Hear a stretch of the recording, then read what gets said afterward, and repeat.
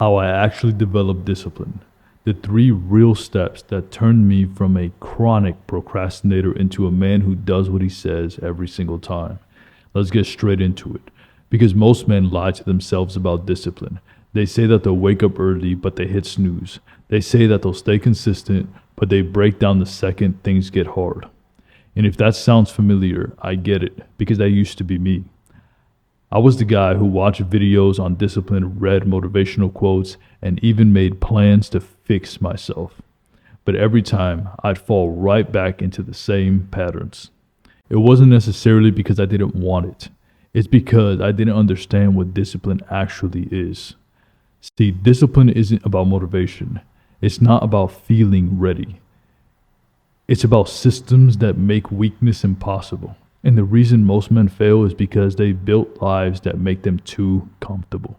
Once I figured that out, everything started changing.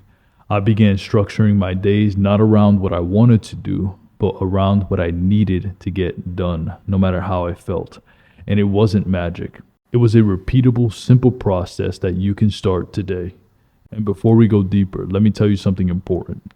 If you're done wasting time and trying to get your life together on your own terms, and you want an actual system that forces you to win, that's exactly what I do inside my private coaching program.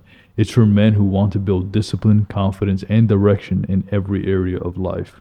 I'll personally hold you accountable and help you install these systems step by step.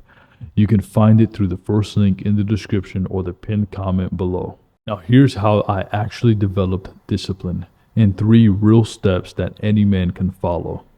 1. Build friction against comfort. The first step was learning to build friction against comfort. Most men live like this. Comfort is easy and progress is hard. The gym is far away, but the couch is right there. The junk food is within reach, but healthy meals take effort. The distractions are one tap away, while focus feels like a chore. I realized I was losing because I made weakness convenient. So I started making comfort hard. When I wanted to stop hitting snooze, I moved my alarm across the room. When I wanted to stop scrolling, I left my phone charging in another room. When I wanted to stop skipping workouts, I pre-packed my gym clothes and shoes the night before. That's what building friction looks like. You remove the easy path. You make laziness inconvenient. Because discipline doesn't grow in comfort, it grows in structure. You might think discipline is a personality trait, but it's not. It's environmental. When your environment is built for progress, your mind follows. You can't rely on willpower every day. Willpower drains fast. Structure doesn't. So I started designing my life like a disciplined man would. My morning routine was non-negotiable. My meals were prepped a month in advance. My schedule was written down. There was no maybe. And here's what happens when you do this. Your brain learns that the easiest option is no longer the lazy one. You want to become disciplined? Start with friction. Make laziness expensive. Make distractions hard.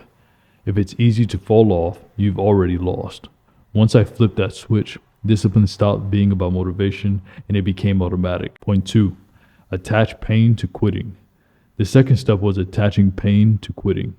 Here's the truth. You will never stay disciplined if failure feels free. If there are no real consequences for breaking your word, you'll always take the easy way out. When I was younger, I told myself, it's okay every time I skipped the workout or cheated on my goals. That's what weak men do. They make excuses sound reasonable. But when I stopped forgiving myself and started holding myself accountable, things got real. I began setting real consequences for failure. If I skipped training, I had to do double the next day. If I wasted time, I cut out entertainment for a full week. I even told close friends my goals so that they can call me out when I didn't show up. That's when discipline stopped being optional. It became something I protected. Pain creates awareness. When failure actually stings, your brain learns fast. It's not about punishing yourself per se. It's about building respect for your own word. You need to understand, every time you let yourself off the hook, you weaken your own self-image. You teach yourself that your word means nothing. But every time you follow through, even when it's uncomfortable, you strengthen that identity. That's why attaching pain to quitting works. You stop negotiating. You stop saying, I'll do better next time. You do it now because quitting costs too much. This step taught me something powerful. Men only change when it hurts to stay the same. If you want discipline, stop protecting your comfort and start protecting your standards. Point 3. Turn discipline into identity. The third step is what solidifies everything. I turned discipline into my identity. For years, I tried to be disciplined, but I still saw myself as the guy who struggled. I'd say I'm working on it. But that mindset keeps you stuck. You can't build discipline while identifying as the man who doesn't have it. So I changed the story. I stopped trying and started being. Every decision became a vote for who I wanted to be. When I didn't feel like training, I asked myself, what would a disciplined man do? Then I did that. When I didn't feel like working, I reminded myself, I'm the kind of man who finishes what he starts. Over time, that identity becomes real. It wasn't about forcing habits anymore. It was about living up to who I was. That's the secret. Discipline doesn't come from motivation, it comes from identity. When you start seeing yourself as a man who does hard things, your actions begin to match. This is the phase where most men fail. They think discipline is something you do occasionally. It's not. It's something that you are. You're disciplined when it's hard. You're disciplined when nobody's watching. You're disciplined when it's boring, repetitive, and uncomfortable. That identity shift is what made me unstoppable. And once you experience it, you never go back. If you want to make that leap, if you want to hardwire that identity into who you are, that's exactly what I teach inside my private coaching program. I'll help you rewire your habits, build structure around your day, and become the kind of man who doesn't just talk about discipline, but he lives it. You can find the link in the description or the pinned comment below. Discipline isn't about willpower. It's not about motivation. It's about systems that make quitting impossible, consequences that make weakness painful, and an identity that demands consistency. You remove comfort. You attach pain to failure. You build identity around discipline. That's the formula. That's how I did it. The men who win in life aren't the ones who feel the most motivated. They're the ones who build discipline into every part of who they are. They don't hope they'll stay consistent. They've made it their standard. You can do the same, but you need guidance, you need accountability, and you need a system that forces you to stay on track, even when you don't feel like it. That's what my private coaching program is built for. Inside, I'll walk you step by step through building your habits, your mindset, and your structure until discipline becomes natural.